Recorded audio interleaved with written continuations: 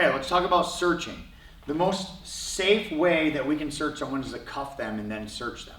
But there are a lot of situations where, one, we're not in the DeBoer level to be able to cuff them or take them into custody, and possibly we're just going to do a Terry frisk, which means they're uncuffed and we're patting them down for weapons. We do the same position we do when we do handcuffing, for the same reasons we do when we do the previous block of handcuffing. Turn around, put your hands behind your back. I'm just going to pat it down, make sure you don't have any weapons. I control both fingers on the front. I can search both sides on the back, or I could switch hands and do the second side. I prefer to do one side at a time.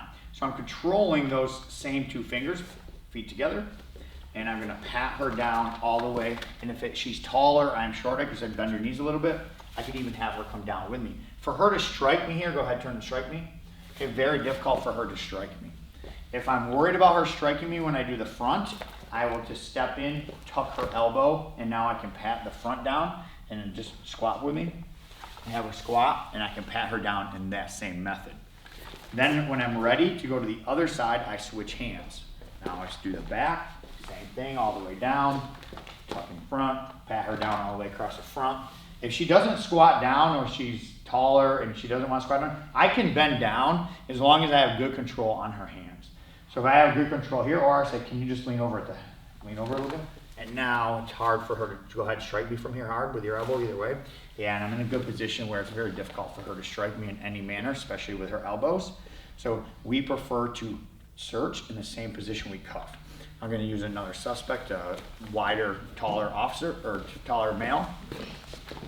Same thing. If I'm going to search him, listen, I'm just going to pat it down for weapons. Again, not in the DeBoer level to cuff him, so more of like a Terry frisk or a Terry pat down.